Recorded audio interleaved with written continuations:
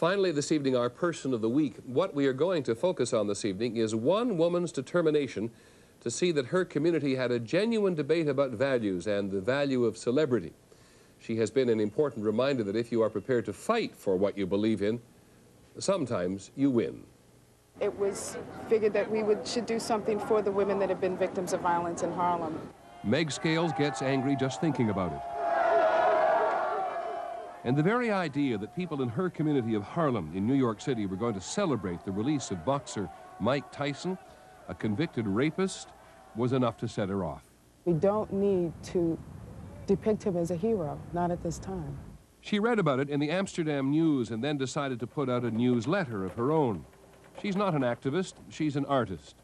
But her newsletter brought together all sorts of people who shared her concerns, and they put together a group to prevent the Celebrate Mike Tyson parade. Jill Nelson, who writes about black issues, got involved. This is a man who was convicted of rape and who has a history of abusive and violent treatment toward women. Why is he being celebrated as a hero?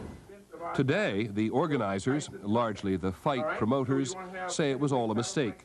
This, they said, was the beginning of Mike Tyson's second chance. He would hold a news conference and give money to a Harlem charity. Meg Scales, they said, was taking advantage of Mike Tyson. We are not having a parade, that we are not going to have a celebration. Never was. It never was. You lose when you abuse. You lose when you... The women said, then how about Mike Tyson taking a public stand on violence against women and apologizing for his crime? Apology for what? You have to first do something in offense to apologize for. So Meg Scales and those who had joined her held a vigil this week to draw our attention to the problem. Murder is the leading cause of death for black women and girls from the age of 15 to 40 in New York State. That is unacceptable. Black women are 5 times more likely to be the victims of domestic abuse than whites. An important message for the country, but there were those in Harlem who did not want to hear. How dare they climb on this brother's back and not give him some kind of redemption? In the end, there was no parade for Mike Tyson, no welcome home concert featuring Roberta Flack. Only 700 people turned out to see him. And the boxer, who says he has embraced Islam, had nothing to say about violence against women. The only thing I do is pray and fight. I don't know about anything else. Mike Tyson broke the rules, and he did his time.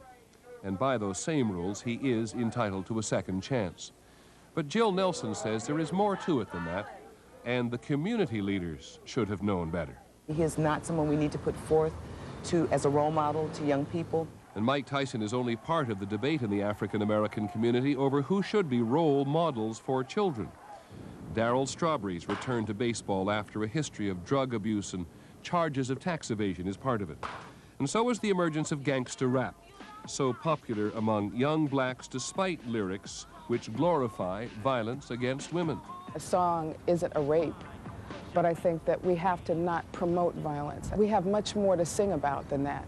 You lose when you abuse. What Meg Scales was singing this week was heard across the nation. A woman from Harlem who got angry and decided that celebrity needed to be kept in perspective.